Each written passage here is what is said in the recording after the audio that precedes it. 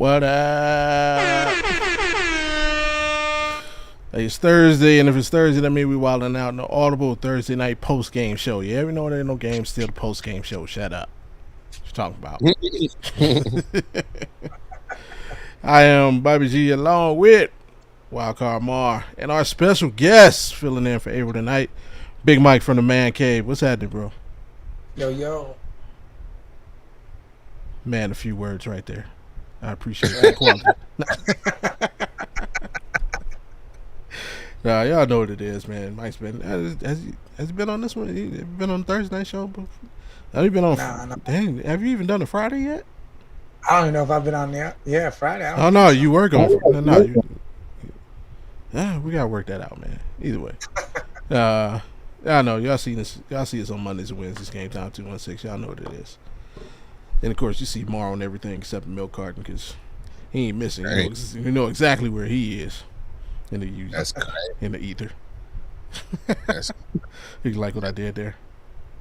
everywhere, but milk box is crazy. Yeah, because you ain't missing. I know where to find you. You know what I'm saying?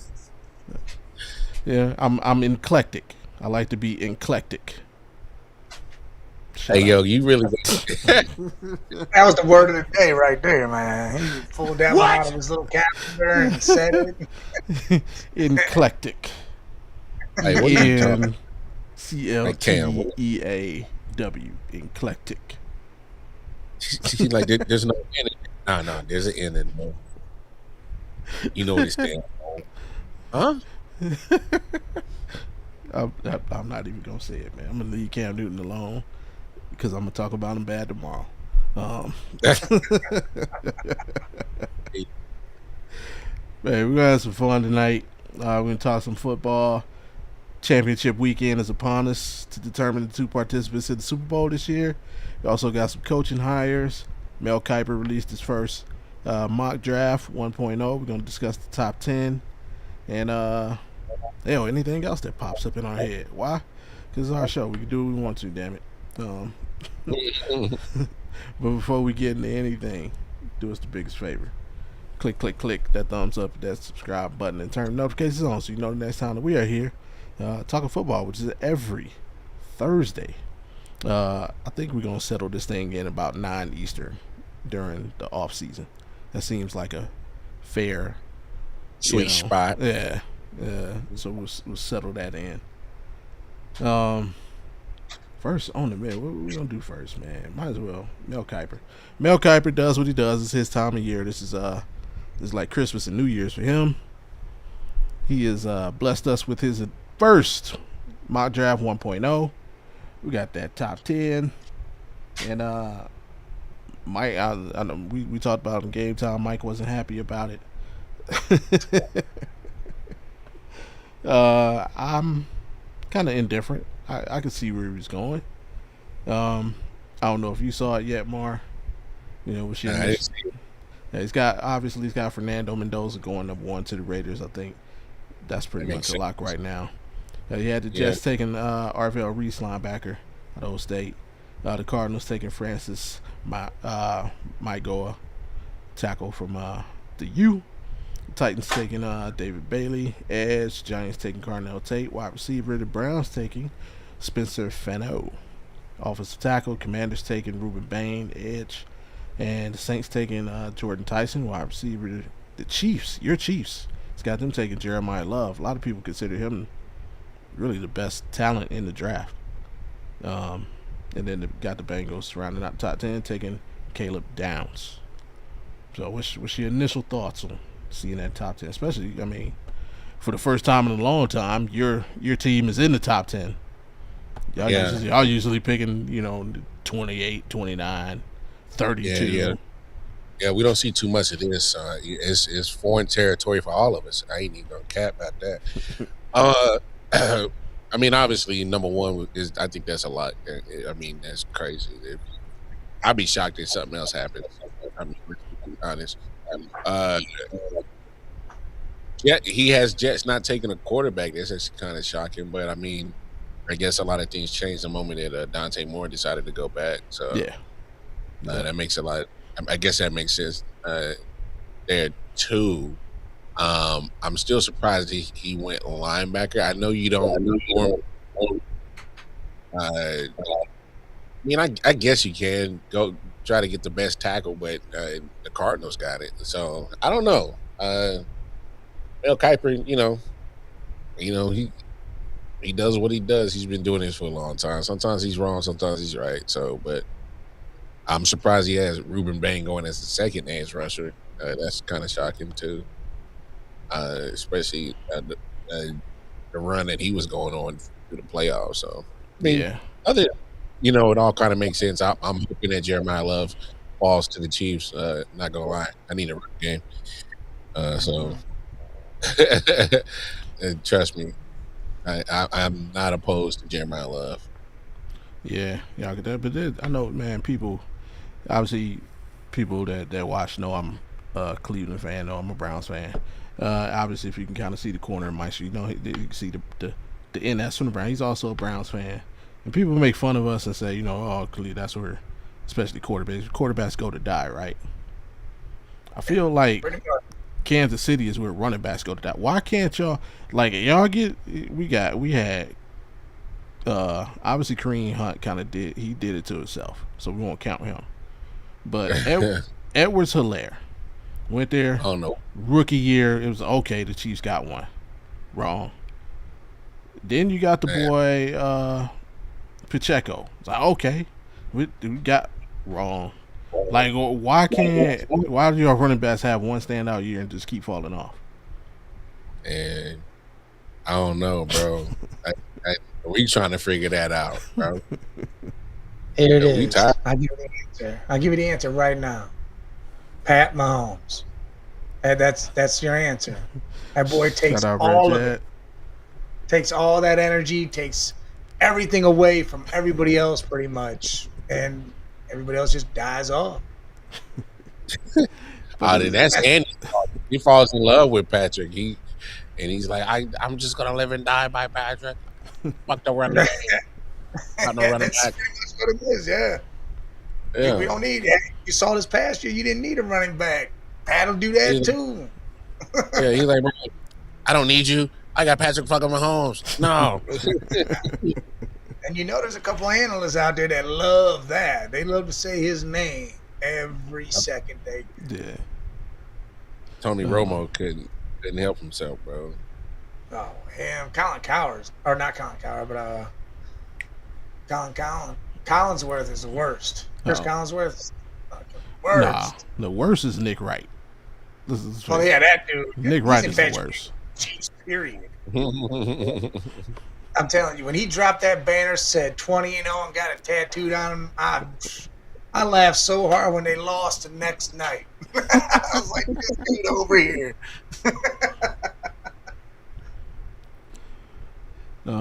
Carnell, first wide receiver off the board. We good with that? I think that's consensus right now. That's come on. It's them Ohio State dogs and wide receivers. That's the factory. So yeah. Even though Jordan Tyson, the biggest concern about him is his health. Clearly, obviously, yeah. If that wasn't a concern, I think he may be the first one off the board. He would be, and I dislike that very much. That is the concern, though. So it's kind of like, ain't too much you can really do about it. But like, if he say he stays healthy for at least a solid 5-6 career, man, it's I think you got squeeze as much juice at that orange as you could, right? So, and then you got go ahead. Nah, because he's gonna give you about like 3 hurt seasons out of that 10-year career. So you get about 5-6 of them Giants, you're like, oh, well, we got about majority of the goodness of this orange. So yeah.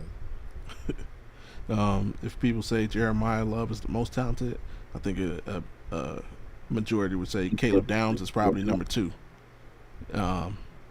However, he's going 10. Could you see him falling out of the top 10? Who? Caleb Downs.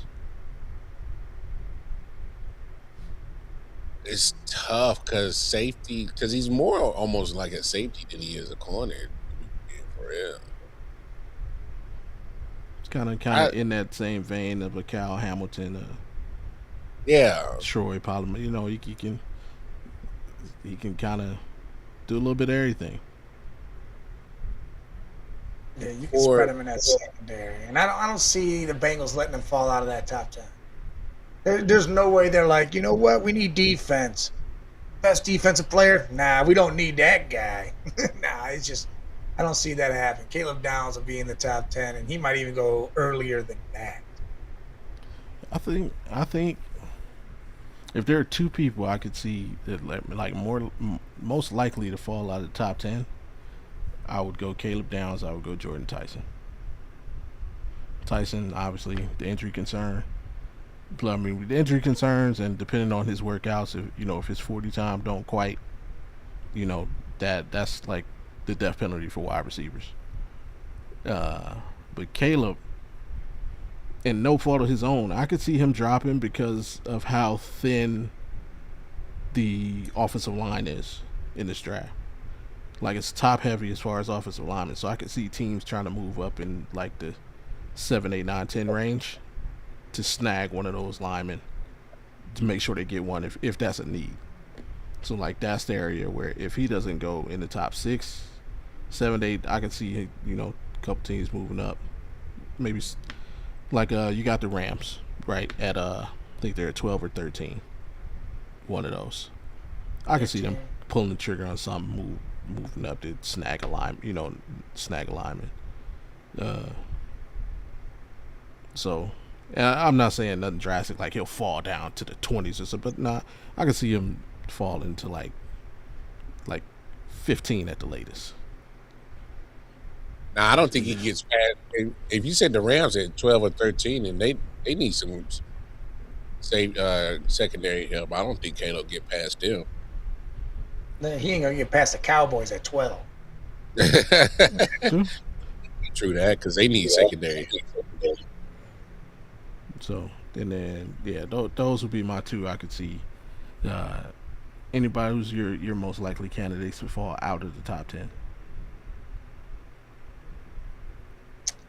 I agree with the Jordan Tyson move just because of the injuries. Everybody's going to be skeptical on that and, worried about that. And I also can see Spencer falling. It's not going to be because he's not that guy. It's just, who knows? Like you said, the trades, the moves that can happen. Because I'll tell you right now, I think Francis should be the one that's picked. If somehow that moves around, I'd rather the Browns grab Francis than Spencer. And I think after that, then Spencer falls. He's not picked by the Browns. I think he falls. Okay. What about you, Mar? I mean, you already said Jordan Tyson, both y'all, and that makes perfect sense because the injury concerns him falling out. Other than that, I don't know. I don't think I can really pinpoint which one of these guys will probably fall out if it's not Jordan Tyson, because people might be scared of that. But I don't think I got one. All right. Like I said, this is Mel Kiper's 1.0, his very first one of the off season. There'll be about 206 more in the coming weeks and months, and we'll be here for all of it. So, with that being said, before a lot of these teams in the top 10 make their picks, there's a few teams that need to straighten something out, and that's who's going to be coaching these draft picks. For certain teams, we already know. The biggest chip off the board, John Harbaugh, who was surprisingly fired by the Ravens and threw a wrench in the whole coaching search because, Earth stopped when he got fired. He's going to be coaching the Giants. He'll be up in the Meadowlands. What's your thoughts on this fit? What do you do? Are the Giants world beaters now? Do they run the East, the NFC East? Nah, don't go that far. I would say that obviously he brings championship.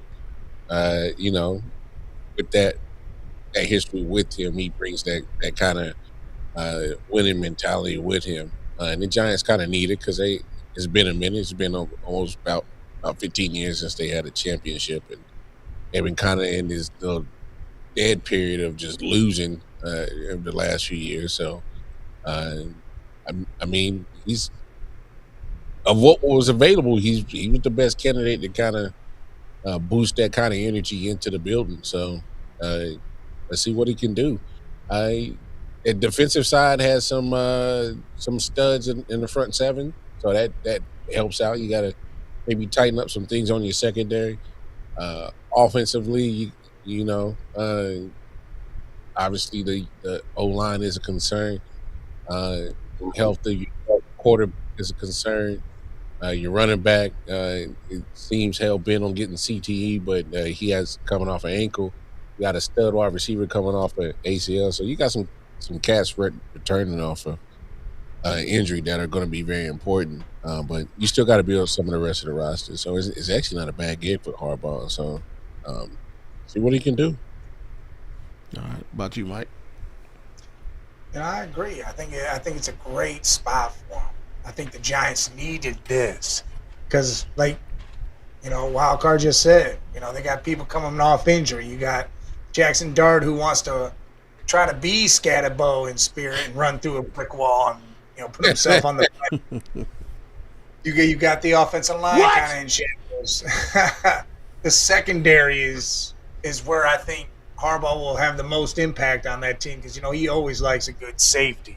That's like his favorite position or something. He's always got that one dude back there that'll smash somebody too. So I can see Caleb Downs going there.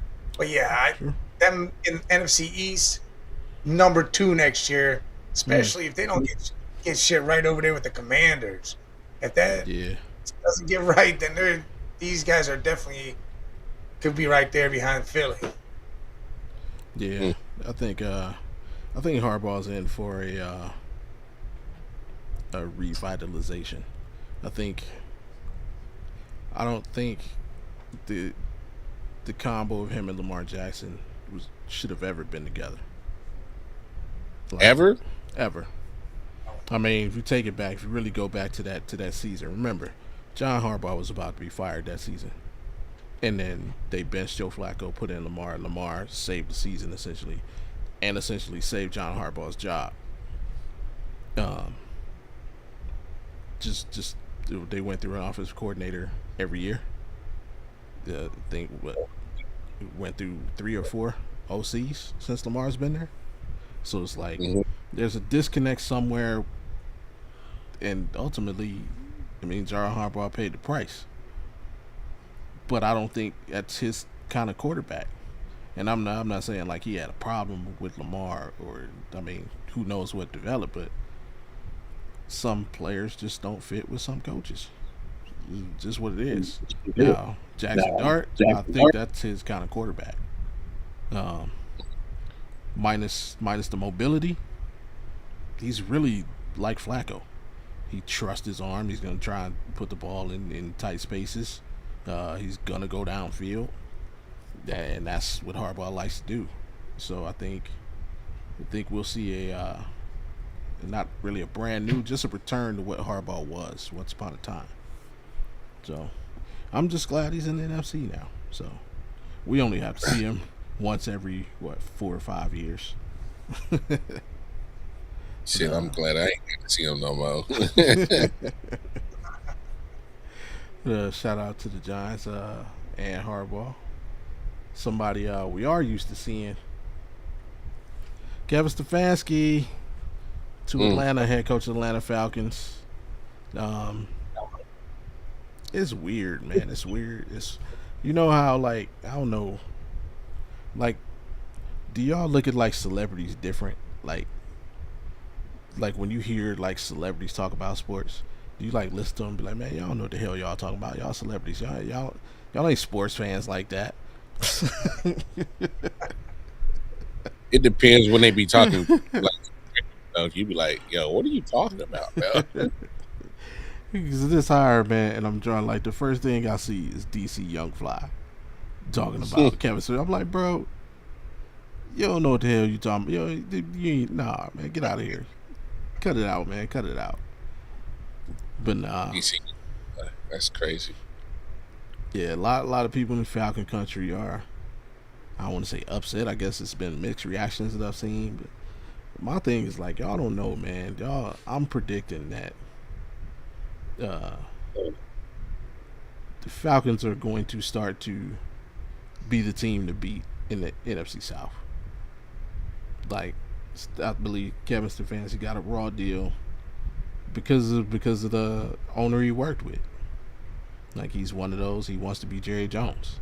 Now he's going to a situation where the owner's actually going to let him work. And if you look at Kevin Stefanski, the best seasons he had was the owner really wasn't in the building like that. So, plus, I mean, yeah, he's got the roster upgrade is obvious. I mean, he doesn't have Myles Garrett. That's one down thing. But overall, and he's got one of his favorite toys, Kyle Pitts. Kyle Pitts is about to get paid. I'm gonna tell you that right now.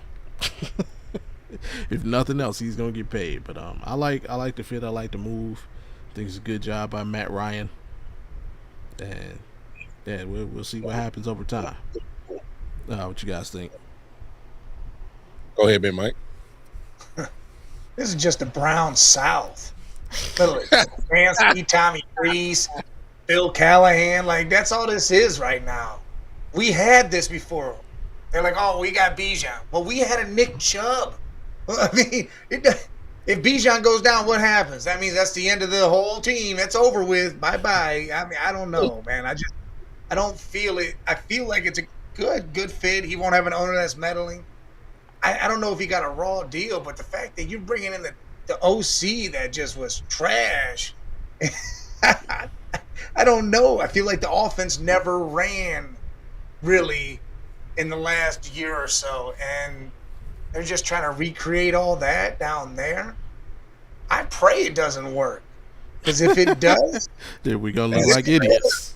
Man, the Browns organization, they might as well just sell the team, do this whole rigmarole again, get the owners out of here, do something. Because if they go down there and they start winning division titles and they're in the playoffs every year, and Stefanski's down there laughing, he's whooping on Baker and shutting his mouth up too. Oh, that's gonna happen. It'll be crazy. I hope Baker beats him every game. Every game, I hope Baker just whoops on him. And I'm not even a Baker bro. I just want Baker to whoop on him. I don't really care what happens, to be honest. I just can't believe the entire coaching staff in some sort of parts went to Atlanta now. Like, watch. I bet if Jim Schwartz leaves or something happens, I bet somehow he gets rid of that DC and says, "Look, Schwartz is where it's at. He created that monster up there." They'll be like, "All right, cool." They'll get rid of dude, and Schwartz will be down there. It'll be insane. I hope he doesn't, because Jeff Oberg actually was pretty solid for them as a DC for what he got out the defense last year for Atlanta.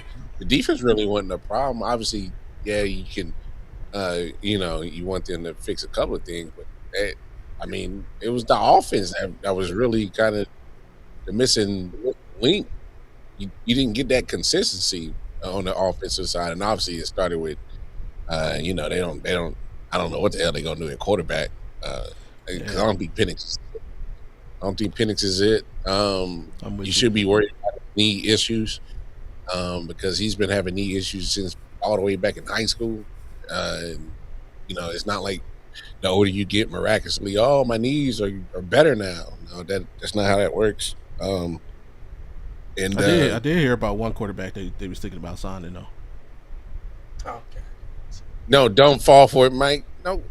What? I don't want to hear it. Don't fall for it. No, it's not that. I know. I know what you're about to do. I thought you were about to say something for real. No, Dylan Gabriel. I hope so. I hope the hell so. He's like, I'm getting rid of one left-handed that can't throw the ball, or another that can't do it. Don't do that, bro.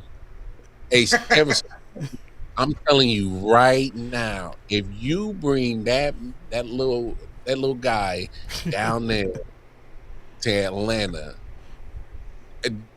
I'm letting you know they gonna want to get rid of you before training camp even starts, bro. If you bring Dylan Gabriel down there, I'm letting you know they ain't having none of that shit, bro. Not in Atlanta. They gonna Arthur Blank. Hey, get rid of Bug, bro. Hey, get rid of Shouty, cuz. Bro. Don't you do it for your sake. For your sake, don't do it. You got an infatuation with Cousins, anyways. That's gonna be their starter. I keep hearing through the grapevine that they might actually cut Kirk Cousins. They've finagled the money to where they can. Well, the guaranteed money is pretty much dead, so. Yeah, right. So. Wow. So cut Kirk Cousins and ride with. I don't have any knees, Penix. That's nice. Yeah, I think they'd be. Sounds like a winner. You got to trade. You know what they're going to do? They're going to get Ty Simpson in the draft, and he's going to go down there and be trash. And then I'm going to have to tell Bobby how I was right this whole time. Ty Simpson, man. You can play, man. He needs to go to the Rams and sit there for a year. Surprising to me, this guy, Robert Saleh, new coach of the Titans. I thought Baltimore made so much sense through him. I wish he got the Ravens job. Robert Saleh sucks, man. Hey, he is trash. You get 2 shots. He decided to take the Tennessee Titans job. That's insane. Hey man, y'all get the damn Jets job and see how good y'all are, man. I'm just saying, like he did all he could. Bro, they talked him into drafting Zach Wilson. No, I think they said, nah, man, just we like Zach Wilson, take him, bro. And he was like, really? I don't want that guy, bro. I think that was above his head, bro. He wasn't even in a room. Yeah. He went to the bathroom, come back, and had a quarterback. Like, what the hell? What?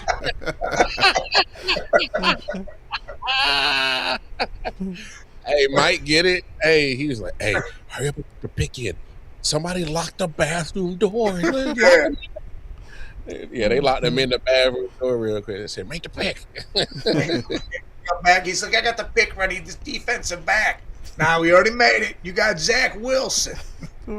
Stop it. Get some help. He's down in Tennessee. He's got Cam Ward to work with. Who's his OC gonna be? That's a good question. Matt Nagy. Who was his OC? Who was his OC in New York? I don't know. It wasn't good because that offense wasn't good. So yeah. I don't think it mattered. I think this is Matt Nagy's job. This OC job. That's his job because he interviewed for the head coaching job in Tennessee. They interviewed him twice. Okay. And he still has like a friendship with somebody in the front office. So I think they might bring him back instead of obviously he didn't get the head coaching job. But hey, man, you can call your own plays. No more running Andy Reid's offense. You can run your own offense.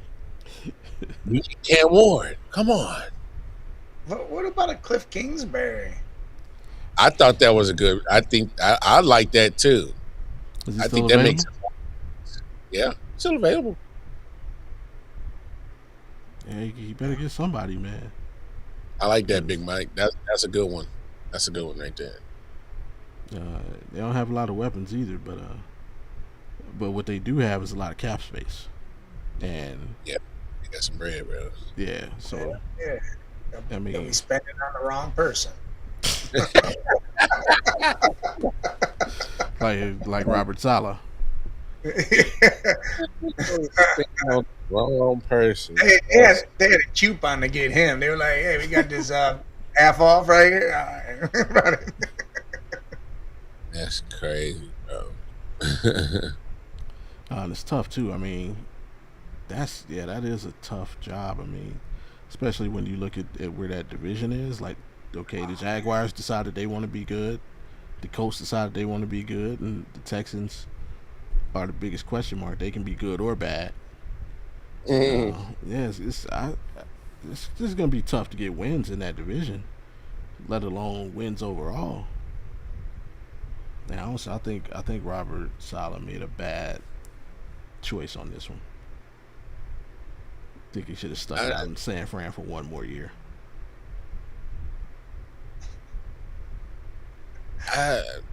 No, I think his iron was real hot because even though the defense wasn't spectacular, just the fact that he was able to get the defense to be competent at important times, barring all the injuries, it made his iron real hot. Like, he got a strike, so it's kind of like, yeah, you're not guaranteed to have that, the same kind of, buzz around your name next year. And plus, there was 10 jobs open, so it's like, yeah, somebody got to get hired. I feel like he was grasping. Like he was like, oh, I got to get this job now. They offered it, I better sign right now because I'm never going to get another opportunity. Because if I was him, I'd have went to Arizona and said, hey, at least it's nice weather. I ain't got to worry about the snow shit. I'm over here. I can deal with the quarterback, which I don't give a shit about because the OC will deal with that. I got some weapons. The defense, I can mold into my own. Right. And this one, not a head coaching job, but I mean, it is of note. Mike McDaniel, the OC, now the OC for the Chargers. He'll be working under the other Harbaugh, GM. Good move, bad move. Listen, he put down the coke straw just long enough to make a smart decision here. Going to be an OC instead of jumping right to a head coaching job, and then he's being the OC over there with the weapons they got. Herbert, Amarian Hampton, Ladd McConkey, that tight end, I can't ever say his damn name. And I think that's a perfect fit. I think that's going to help them get over the perennial hump there. Just seem to always be running into. All right, about you, Mar. I mean, it affects you more than us. I mean, we've seen some good stuff offensively from Mike McDaniels, but we've also seen injuries rail his whole offensive game plan too. Whether it's wide receiver, quarterback, somewhere, if it's a key person going out on that offensive side, it messes with his offense. So, good luck with that because the Chargers are often one of the most injured teams in the NFL. So you're guaranteed to have somebody on that offensive side go down. What does Mike McDaniel do with a team with no tackles? Because they had no tackles this year. All right, literally they lost their first tackle before training camp, and then their second tackle 4 weeks into the season. 4 or 5 weeks into the season. How does Mike McDaniel's plan go without both tackles, left and right? All right, so he does game plan and get the good X's and O's. It's the adjustment part when dealing with injuries is can he handle? Because look at his track record, he ain't handled that too well. So, I mean, unless I got the best doctors about to come into that bitch. What?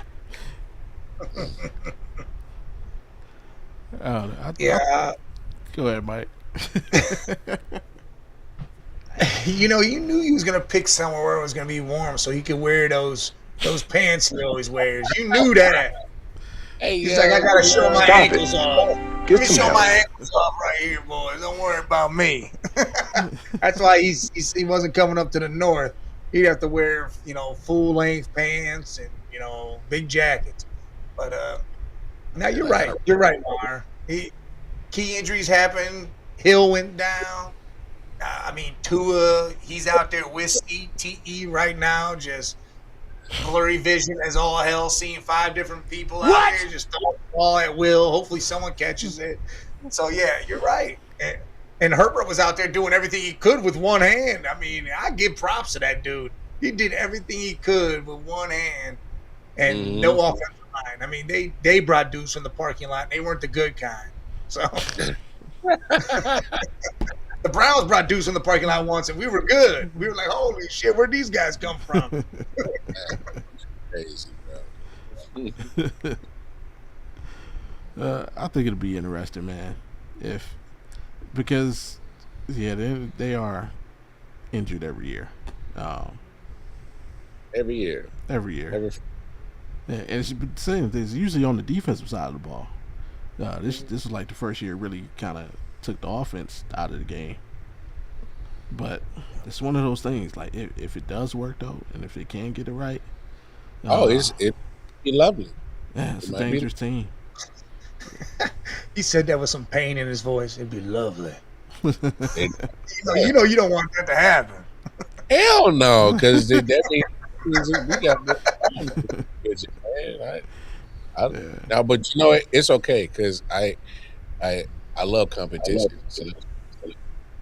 Well, don't worry, the Raiders will be ready too. That'll be crazy. That whole division starts acting like the NFC West.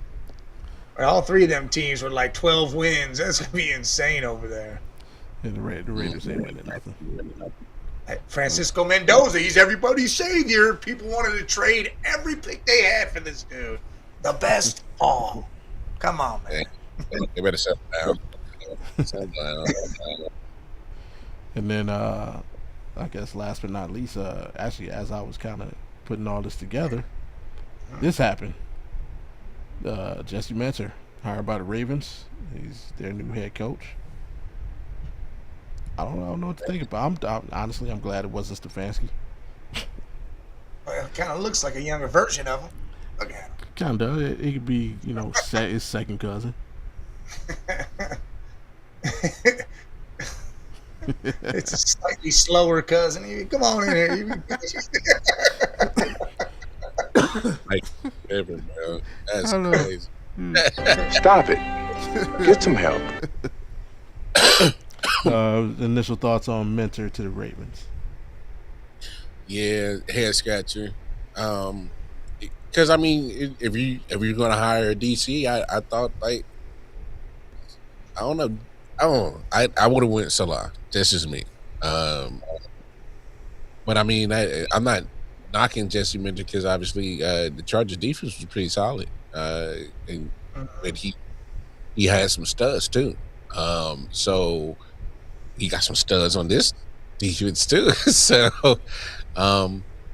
so obviously I kind of take that back. That's actually not a bad hire if he's used to coaching studs on the defensive side of football.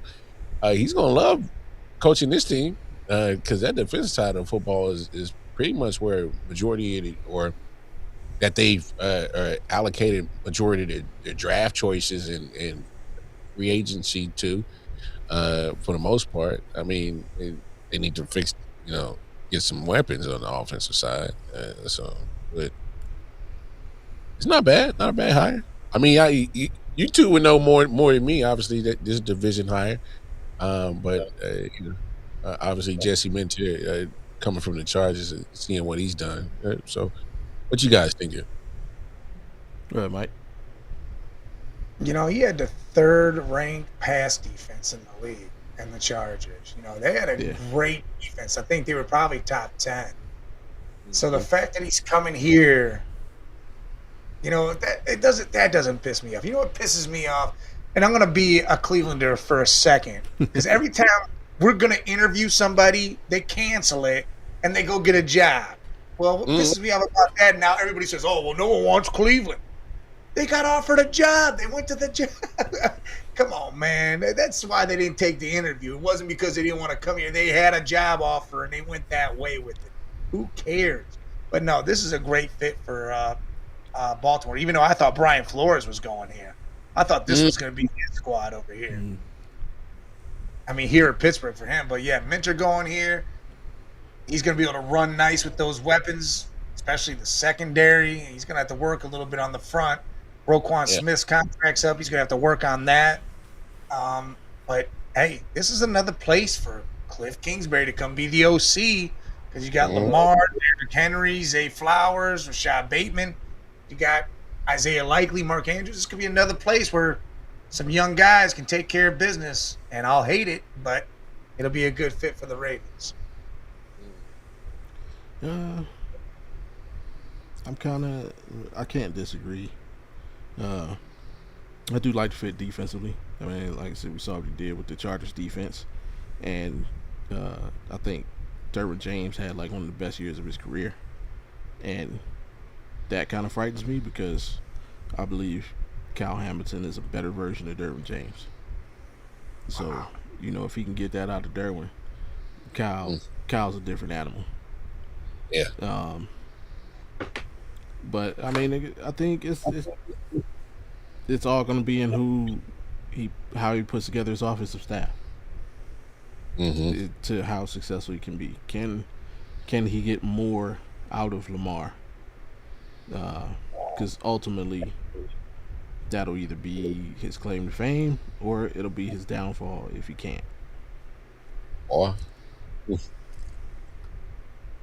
So, but I wish many failures upon you when you play the Cleveland Browns. What is that not allowed? Every time you can beat everybody else, Yeah. Hey, brother. Hey, I love it. The hate is always there. The rivalry never dies, never takes a break. Yeah, you can go. What would be the record? 15-2. Yeah, I got nothing against that. 15-2. Just lose both games to the Browns. That's all. And then if you playoffs, then you're gonna lose that one too. There you go. That's crazy, bro. And speaking of playoffs. Yeah. It's almost that time, man. Almost. We are 3 weeks away from Super Sunday.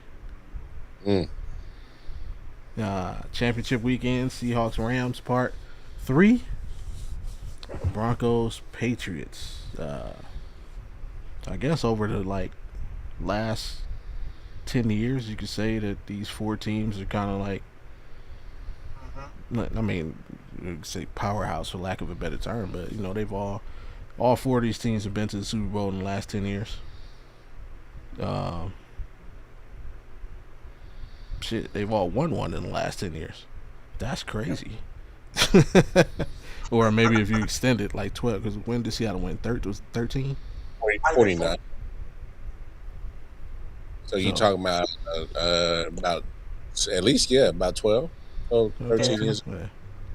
So in the not so recent past, all of these teams have won the Super Bowl. That's crazy. But as far as the most recent history, we'll have a new representation out of both conferences. Since it's really just been San Francisco, the Eagles, and Chiefs. Yeah.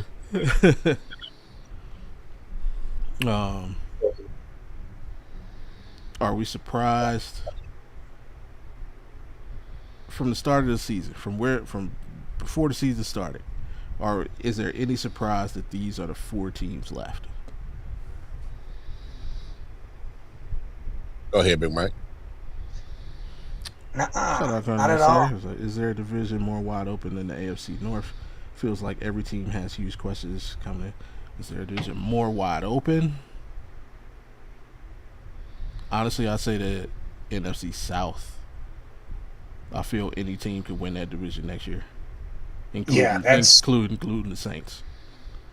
100%. Because if you look at the AFC North, if the Bengals are healthy, they're winning. They're that's a no-brainer over there. If that offense is roaring and they just put a couple pieces on that defense, that's your champ.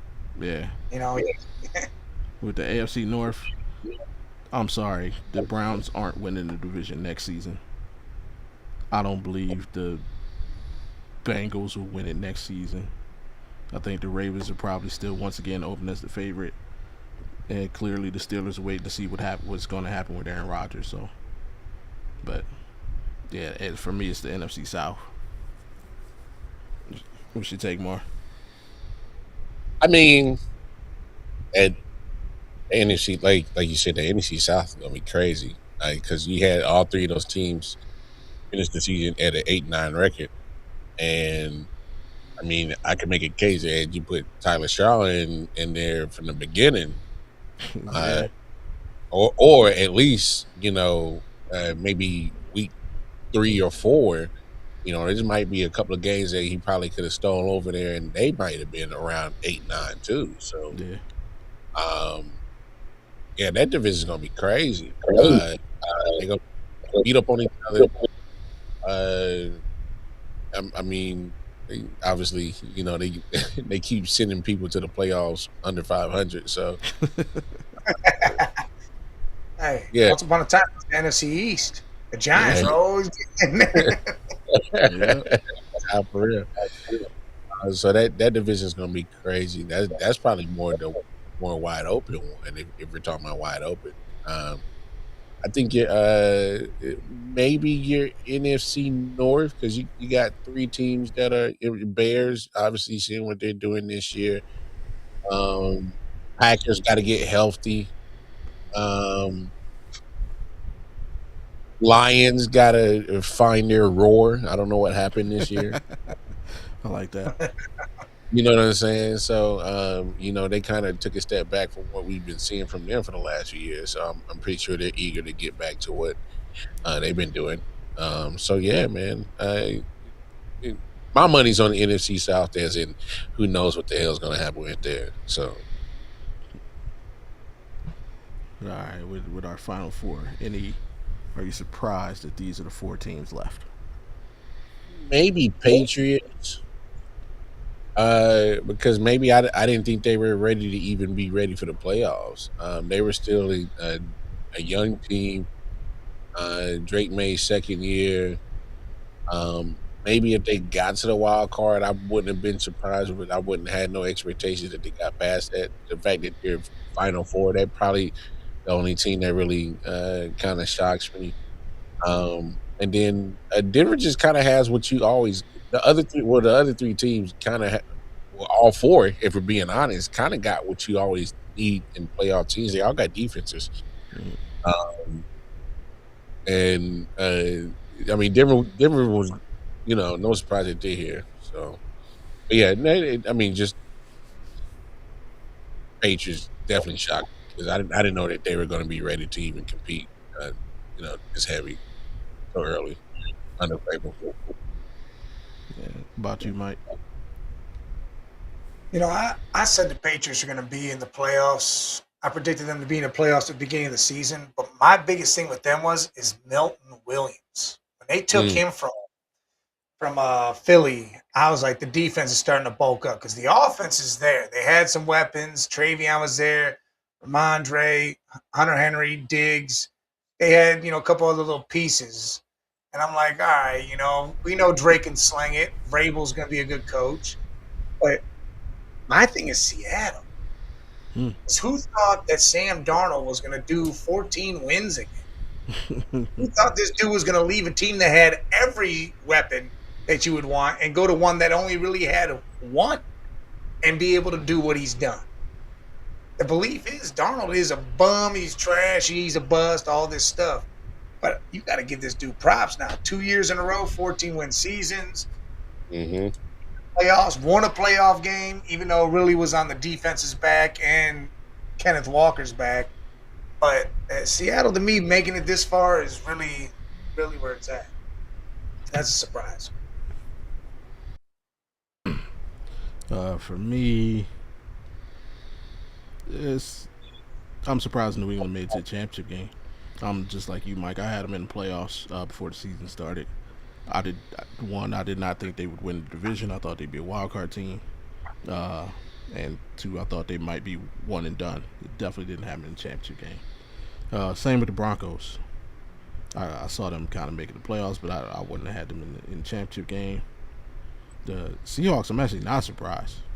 Like, me and Mark both before the season said their whole season depended on this defense. Not even Sam Darnold. This whole season depended on that defense. we were like, if that defense can actually get it together from what they showed last year, Seattle's would be a problem. And Sure. boy, did they get it together. So I'm not surprised at them. The Rams, slight surprise, because the question marks around Matthew Stafford before the season started. He came this random back injury, and it's like, oh, he might not even play. He might retire today, and then he's an MVP. Like, well, you figure he had to literally throw his back out for this season because this was probably going to be his last, if not next should be it. But I guess you can say every team is a surprise in its own way. Yeah. Shit, man. Let's get to the main event. I guess we're starting the AFC. Broncos and Patriots in Denver. Unfortunately, no Bo Nix. Bo. And how much of a hindrance is that going to be for the Broncos? Yeah, I think it's a lot. I think it's a big hindrance. Because obviously you've been playing with this starter for pretty much the last 2 years. Mm-hmm. Playing with him all year. You're used to his cadence, his style. Wide receivers are used to where he puts the football when it comes to placement, when it comes to throws and whatnot. So it's huge throw off. Now you got Jarrett Stidham in there, and come on, man. Jarrett Stidham wasn't even good at Auburn, bro. I can't. I don't even. Wait, were they at Auburn at the same time? That's crazy. They might have been. That's crazy because they. Stop. That's crazy. I don't know. I gotta hold on. Let me see. No, I don't think. There's no time. Even though Bo's a little older though, came out, but no, that's besides trying to get used to a whole new quarterback pretty much within a week, it's just not good. Tom Payton's going to have to coach like the best football game he's ever coached ever. Hell, we might even have to bounty gate if he got to win this one. Because I just don't see it. Patriots defense ain't no scrub, so they're gonna give Stidham a hard time, bro. Yeah, I'm going with the Patriots on this one, man. All right, hold on. Stop. There's one. Yes. Yeah. Yes. What happened? They were on the same team. Jarrett Stidham started. Bo Nix was the backup. Wow. So that happened, huh? That happened. That is crazy. Oh, how the tables have turned.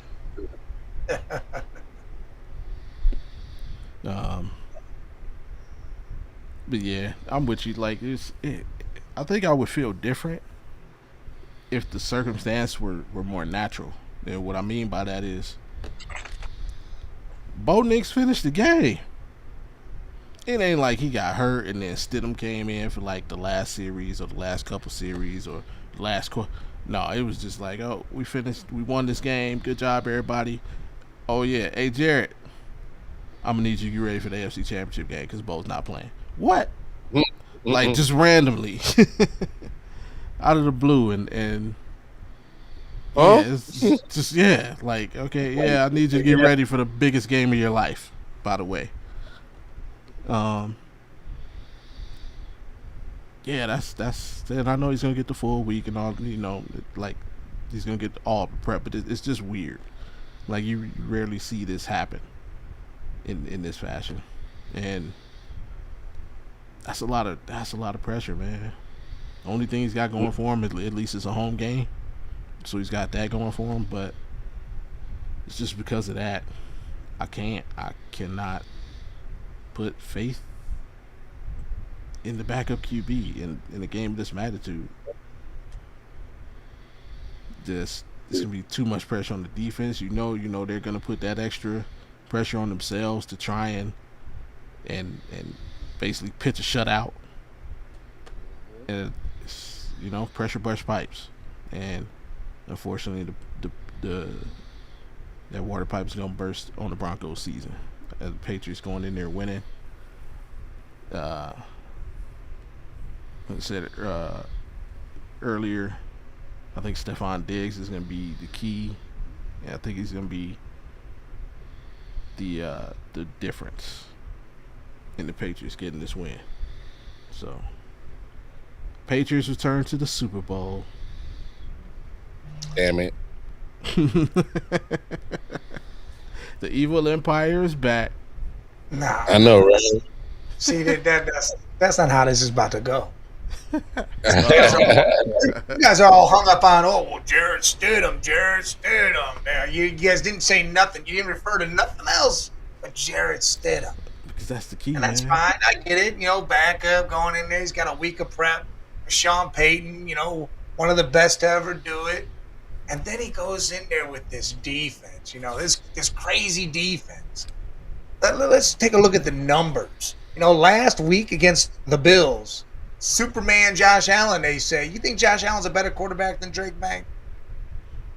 Would you say that? Overall, yeah. All right, well, Josh Allen had 2 interceptions. Yeah. Interceptions, Jesus. 3 fumbles, and 2 of those fumbles were lost. Well, that means they put a thing on him. They busted him up some. You know what Drake May's done the past 2 games against defenses? And these defenses weren't slouches. You had the Chargers, you had the Texans, and Denver's right between them at 2 in the league. Well, fair. 2 interceptions, 6 fumbles, 3 lost in these games. So, fair. Who's got the most team sacks in the league this year? Denver does. So they know how to get to the quarterback. So what does Drake May usually do? Fumble the ball when someone gets to him. And you keep saying Diggs, right? Well, what's PS2 going to do? You don't think he's going to lock him down? You don't think he's going to trail him and lock him up? I don't know. I feel like you lock him down, you put Booty out to the pasture, make sure he ain't running crazy over the top. They got to rely on Hunter Henry and Ramon Stevenson and Travion. I feel like the Broncos make this an ugly game with their defense, and it is close, like 17-14 type stuff. And I think the Broncos win. What up, Almighty? No one wants to coach the Browns. I'm all right with that. Yeah. Nobody wants to deal with that crazy management, bro. That ownership is crazy, dog. They are. But the only thing I'll say, Vrabel's not going to forget that he has running backs. You're right. He ain't. Oh, yeah, that's right. Running backs. J.K. Dobbins' window was open, so he'll be back to the game, too, with R.J. Harvey in the backfield. That'll be big. We'll see, man. Stidham's going to have to make a play. Yeah. Or 2. And that's what I think he can throw that deep ball a little better than Bo can. I think that's the one thing he does have is that arm strength, and I think Mims is going to benefit from it. We'll see. Mims, he's had a solid postseason thus far. I'll give you that. All right, so we got 2 Pats and 1 Bronco. We'll see, man. Should be interesting. That should be a good game. I think that's the first. That game is first, so should be a good start to the day. Yeah, it is. But the main event, man, the one everybody's gonna be freaking watching. Seattle and the Rams, because that Thursday night game, right? Yeah, that was like our last or second to last Thursday night game of the season, I believe. It was game of the year, regular season game of the year. Had everything. Puka with 12 for 225. Jackson Smith and Jigba went from getting shut out in the first half to having like 7 for 120 and 2 touchdowns in the second. The game is crazy. And now we get a part 3. I'd agree with Mike. Nobody would have predicted Sam Darnold to win 14 games back-to-back years, 2 different teams. He would not be that quarterback. Yeah. Saturday. No, they're both Sunday. Oh, Sunday. Yeah. No advantage going into the Super Bowl. They all play on the same day. Same amount of rest. I said it earlier. I got to stick with it. Rashid Shaheed. I think he's going to be a difference maker. He's going to help. I think field position is going to play a bigger point in this game than it did in the last game. I don't think this game is going to be as high scoring. Yeah, it's going to be tense. And I'm going to give the edge to the Seahawks just because they're at home. Sam Darnold, I think he plays good enough to win. I'm not going to say he plays amazing. I think he may make one mistake, but I don't think he completely shits the bed like he has in the past and falls apart. He plays good enough to get it done. I see Kenneth Walker doing his job. They definitely got to make up for Charbonnet not being in there. And again, that defense, I think they can keep Stafford in check. And I think they do a better job on Puka than they did last time. He ain't getting 200. No 200 for him. If there was a thing for the Rams, I'd say it'd be Devontae having a huge impact. I think that's how they win. Red zone. Yeah. But I'm going with Seattle for the win, the close one. Sam Darnold in the Super Bowl, that's crazy. That would be crazy. Everything he's been through in his Sam Darnold in the Super Bowl would be absolutely crazy. Well, I think to Big Mike's credit, bringing up the fact that he had 2 back-to-back 14-win seasons, that's enough to just give him credit that, hey, maybe it wasn't you in New York or Carolina. So I think he's done enough to rectify his name and put some respect on his shit. Look, man, you brought up Zach Charbonnet, and I don't want nobody to downplay his importance to that Seattle offense and the fact that he's not there. That scares me for Seattle. I know they're at home, but this is the type of game where you got to get the run game established. Yeah. Seattle's 2-headed monster is now down to 1. Rams' 2-headed monster of Kyron Williams and Blake Corum is still intact. So I kind of get the edge to the Rams on this. So I got a Rams Patriots Super Bowl rematch. Super Bowl 53. There we go. That's how I'm rocking.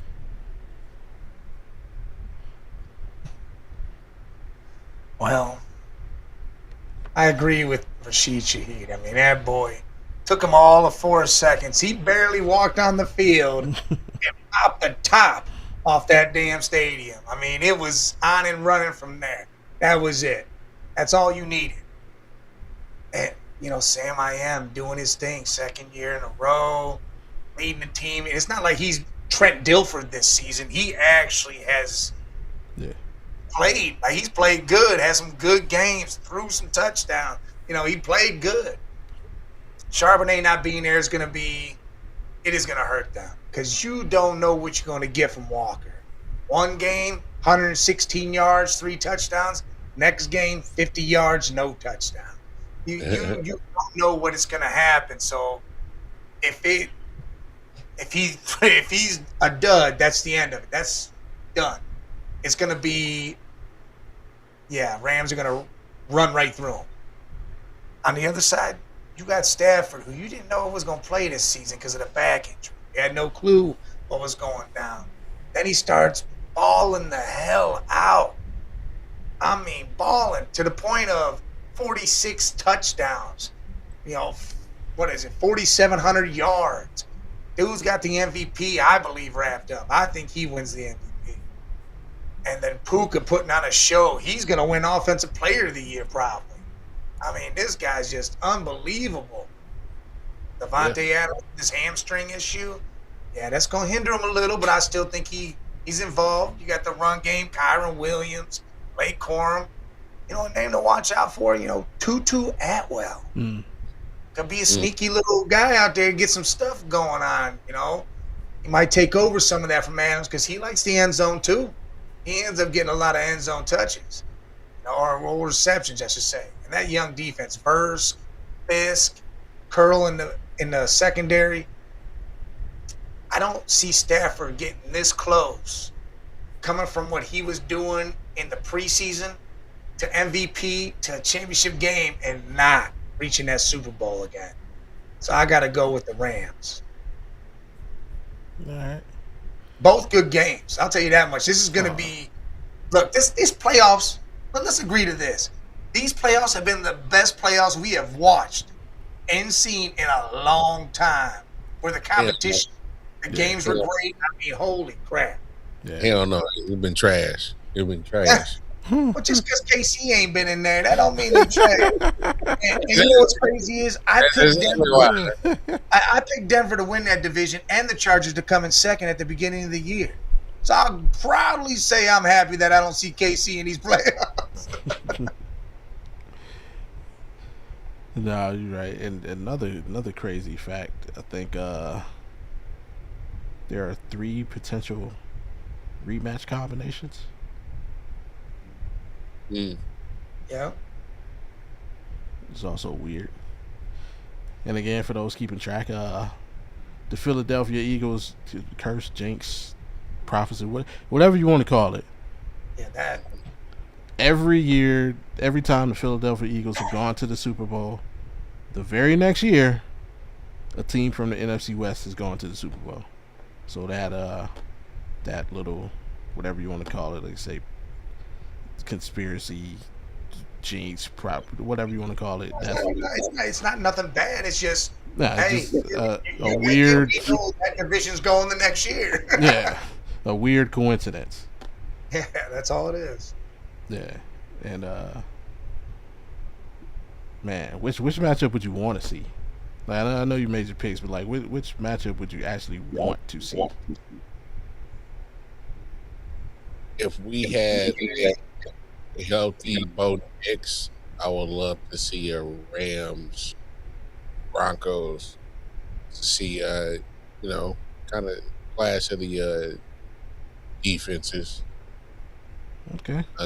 Sometimes Bo could pull a rabbit out of his ass and see him get one out against Stafford, who doesn't need a rabbit. He's just like that. So yeah, he's cutting women in half. Hey, I want to. Yeah. So, I mean, to kind of see that matchup. All right. How about you, Mike? Yeah, I picked the Rams Broncos at the beginning of the playoffs on Sports Madness. But if I had to really think about it, I mean, if Bo was there, it'd be a different story. Yeah.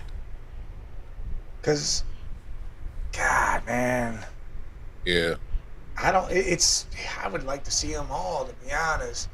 But Stafford going against the Patriots, a team he's probably had to deal with for years and see win it for years, to go in there and shut them down and say, nah, you're not getting your 7th on me. That'd be something. For me,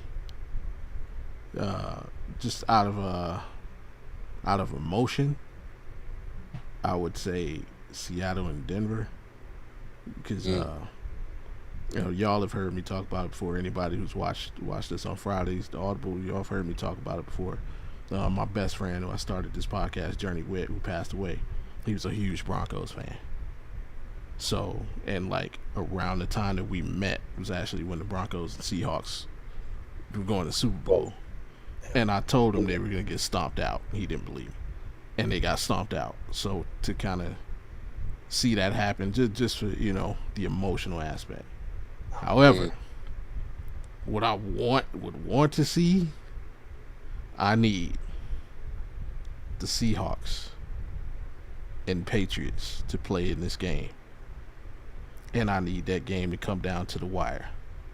And I need the Seahawks to have the ball on the 1 yard line. Little piece. And let's just start the game. I need the Seahawks. 30 seconds left on the 1 yard line. 2nd and goal. And let's go from there. I need to see that happen again. How funny would that be? Mike McDaniel looks up, winks, and says, "Little beast, go ahead and run that thing." That's his nicknames. Because we are, you know, we're in this day and age where everybody, and this is again the cool thing about sports. I'm actually glad these guys do it. You know, a lot of alumni are going back. They're not just going back for the college games. A lot of the pros, you know, they go. You know, all those dudes will be. You know, Sherm, all those guys will be on the sideline if they make it to the Super Bowl. I need that to happen. So, selfishly, Marshawn's coming out of retirement. Give me the ball, coach. He's going to be like Burt Reynolds in Longest Yard. Put on a jersey. First of all, coach, give me some Skittles in this motherfucker, and give me the ball. Tell the media to shut up. Marshawn's a national treasure. I don't care. He must be times, bro. Like Marshawn Lynch. Marshawn Lynch is like Snoop. Like Snoop just became, like, he was always cool to the culture. He became cool to the earth, to the rest of the world, like out of nowhere. It was like, why do 80-year-old white women know who Snoop is, and why are they okay with Marshawn Lynch is hitting that status. There you go, AP.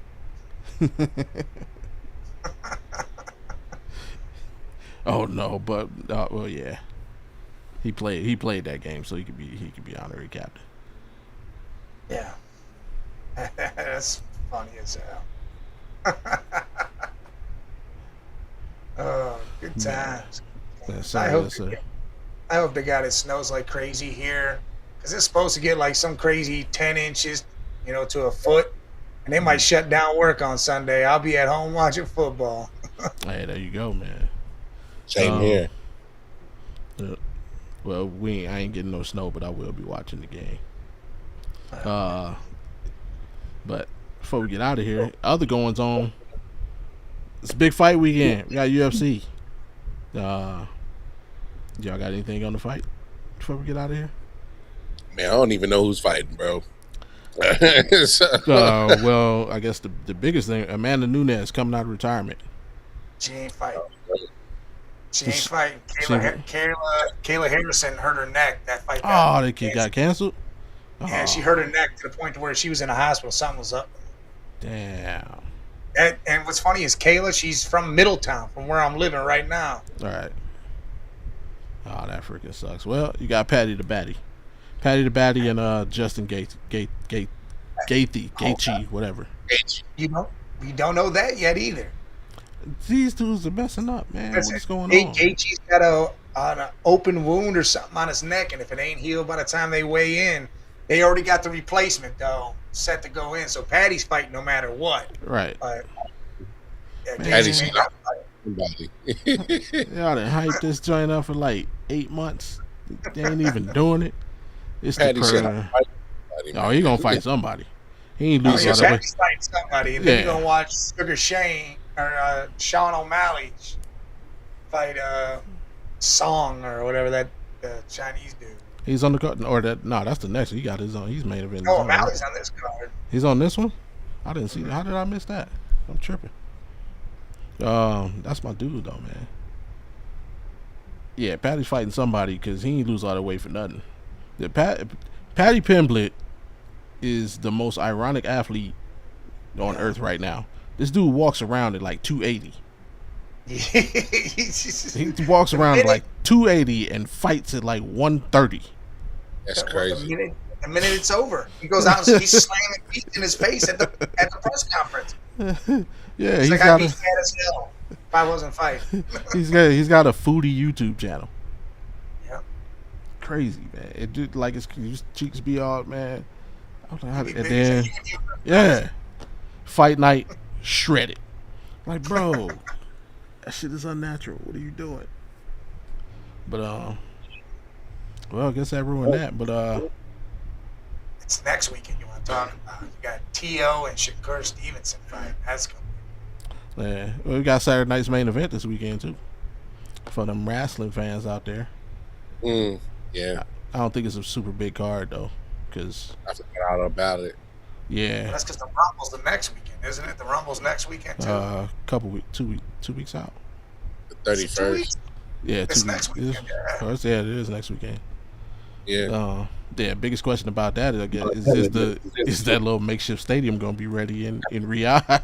That's crazy, bro. You got what's funny is you got that for them, and then Dana White and Khan put together that boxing promotion. That's on the Friday before that. Hey, Petrie says Snoop completed the main story. He's only doing side missions now.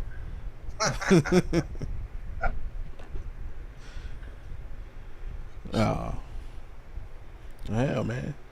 She might just let everybody know what she got going on for the rest of the week, man. Absolutely nothing. Nothing at all.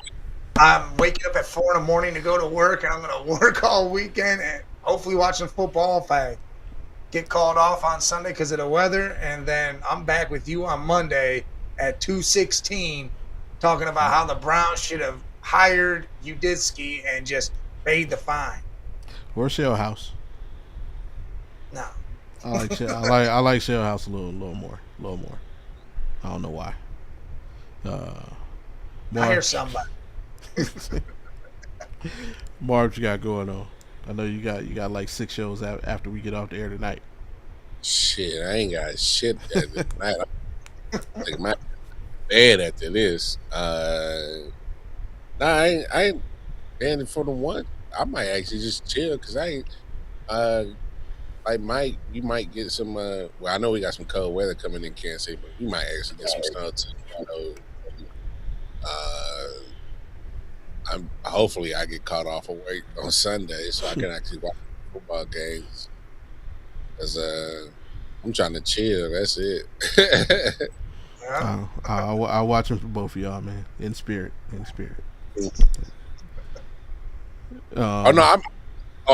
still got access to watch it, regardless.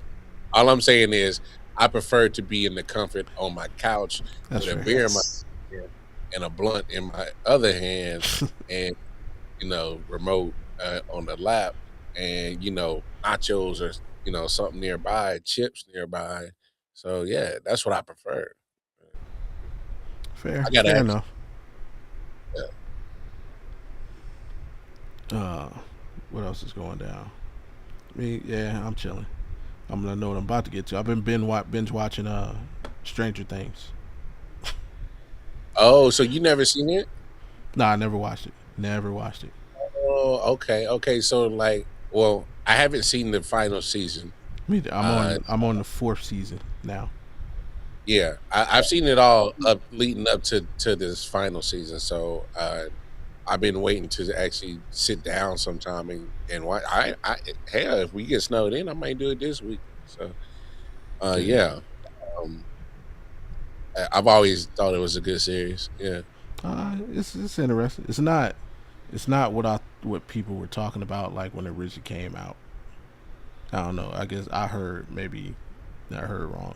Everybody was talking about. I guess they were just talking about the nostalgic feeling and watching it in general. But like the way it was explained to me when it first came out, it was like it was an 80s show. Yeah, I guess kind of the horror things that we had back, like I thought like it was like Michael Myers and like Freddy like came to rid. Like I don't know, somebody messed it up. I was like, hey, this ain't what people told me what like it was gonna be like at all. So I guess that was a pleasant surprise. But yeah, you do get a certain sense of nostalgia in watching it, and what was going like. Oh, I remember doing this and remember doing that, and yeah. So, but yeah, it's a good show. I'm not upset. I do not like the black kid. I don't like his sister. Like I want to choke her little ass. Like for real. If you don't sit your ass down somewhere and do me a favor. Hey yo, Bobby is on one right. But yeah, nah, it's cool. What else? I'd recommend His and Hers. If you haven't checked that out, check that out. That was good. That's something I'm gonna. I gotta watch. Somebody told me the what's the two dudes, the two Boston dudes, Matt Damon and Ben Affleck. What's the name of that joint? Yeah, heard that was good, so I gotta check that out. And the Pit is back. If you're in the hospital stuff, I'm not really in the hospital stuff, so for that show to be enjoyable, saying a lot. I just wish they did. Last season they released all the episodes at once. This season they doing it once a week. Stop. Just give me all the episodes so I can just watch. Hey, if I want to binge, let me binge. Yeah, like man. But other than that, yeah, same. You catch me in tomorrow night. Interesting conversation. We're gonna pick up a conversation me and Mike actually started on Wednesday. What was it? Top 10 fictional athletes that are not played by real athletes. So no Leon Bodeau, played by Shaq. No Jesus Shuttlesworth, played by Ray Allen. The top fictional athletes just played by regular actors. And yeah, because I left some people off my top 5. I was like, damn, I really had to think about it. So. Oh yeah, you had to make it 10. There's a lot of people you could put in. Yeah. I left Rocky off. Yeah, right. On my top 5. It's crazy. We didn't have room. I mean, we picked some characters, man. But it was literally justified. Like you could see, like, yeah, Rocky, he could be on, but you could easily see why he would not make it. It don't matter. Alvin Mack. Beast. Is that you? You stole my mama's car? Thought I wouldn't find you, huh? Sucker. That's the best. Come on, man. You know I never knew your mother. Oh, I'll rip your yeah, that's the best. Alright, other than that, man, hey, we appreciate y'all for tapping in, hanging out with us. I'm in Vegas, so it's still early for me. You can get these dudes some sleep. You know, they gotta wake up in the morning. I don't. It's a beautiful thing. And before we get out of here, do us the biggest favor, click that thumbs up, sub, turn the notifications on so you know the next time that we're here, which is every Thursday. I think we're gonna lock it in at about 9 Eastern. Sounds like a good thing to do. Mm-hmm. And shit, man, until next time, peace. Oh, nah, there was something else. Who'd you say was filling in for Patty? Is Mike still there? Or did we lose him? I'm here. Who'd you say was filling in for the Patty fight? Oh, I can't pronounce dude's name. I couldn't tell you who it was. Oh, let me look it up real quick. Oh, there it is. Yeah, we got to fill it in. If Justin Gaethje can't go, we got a fighter stepping in. And his name is John Cena. I knew it was coming. Keep your feet pumping. You gotta run through it. Down.